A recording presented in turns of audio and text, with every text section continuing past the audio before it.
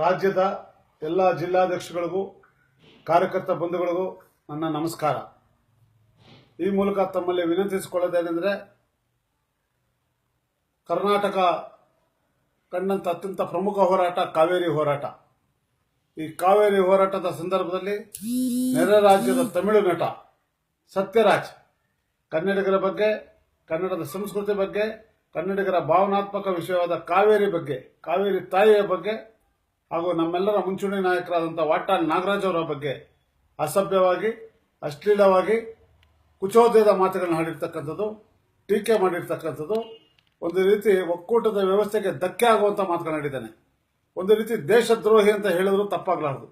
ಭಾಷಾ ಸಾಮರಸ್ಯವನ್ನು ಉಂಟು ಮಾಡೋದ್ರ ಮುಖಾಂತರ ಎರಡು ರಾಜ್ಯಗಳ ಸಾಮರಸ್ಯವನ್ನು ಕೆಳಿಸ್ತಕ್ಕಂಥ, ಅಶಾಂತಿ ವಾತಾವರಣ ಉಂಟು ಮಾಡ್ತಕ್ಕಂಥ ಇಂಥ ಕುಚೋದಿತ ದೇಶದ್ರೋಹಿ ಬಗ್ಗೆ ನಾವೆಲ್ಲರೂ ಹೋರಾಟ ಮಾಡಬೇಕಾಗಿರೋದು ಆದ್ಯ ಕರ್ತವ್ಯ. ಆತ ನಟಿಸಿರ್ತಕ್ಕಂಥ ಬಾಹುಬಲಿ ಸಿನಿಮಾ ಈ ರಾಜ್ಯದಲ್ಲಿ ತೆರೆ ಕಾಣುವಂತ ಒಂದು ಸಂದರ್ಭ ಈ ತಿಂಗಳು ಕಂಡು ಬಂದಿದೆ. ನಾವೆಲ್ಲರೂ ಕನ್ನಡಿಗರ ಸ್ವಾಭಿಮಾನಕ್ಕೆ, ಕನ್ನಡಿಗರಿಗೆ ಧಕ್ಕೆ ತಂದಂತ ಈ ನಟನ ಸಿನಿಮಾವನ್ನ ಈ ರಾಜ್ಯದಲ್ಲಿ ತಡೆಯುವಂತ ಕೆಲಸ ಮಾಡಬೇಕಾಗಿದೆ.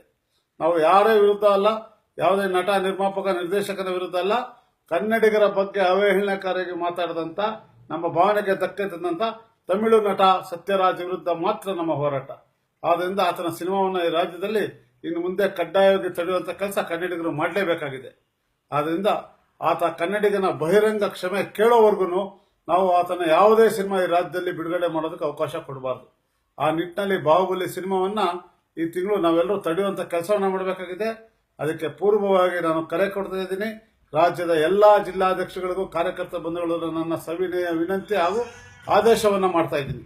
ಪ್ರಮುಖವಾದ ಆದೇಶ ಏನಂದ್ರೆ, ಇದೇ ತಿಂಗಳು 20/4/2017 ಎಲ್ಲಾ ಜಿಲ್ಲಾ ಕೇಂದ್ರಗಳಲ್ಲಿ ಆ ನಟ ಸತ್ಯರಾಜನ ಭೂತ ದಹನ ಮಾಡೋದ್ರ ಮುಖಾಂತರ ಕನ್ನಡಿಗರ ಒಗ್ಗಟ್ಟನ್ನ ತೋರಿಸಬೇಕು, ಅವನ ಸಿನಿಮಾನ ತಡಿಬೇಕು ಅಂತ ಮತ್ತೊಮ್ಮೆ ನಿಮ್ಮಲ್ಲಿ ವಿನಂತಿ ಮಾಡ್ಕೋತೀನಿ, ಆದೇಶಿಸ್ತೀನಿ.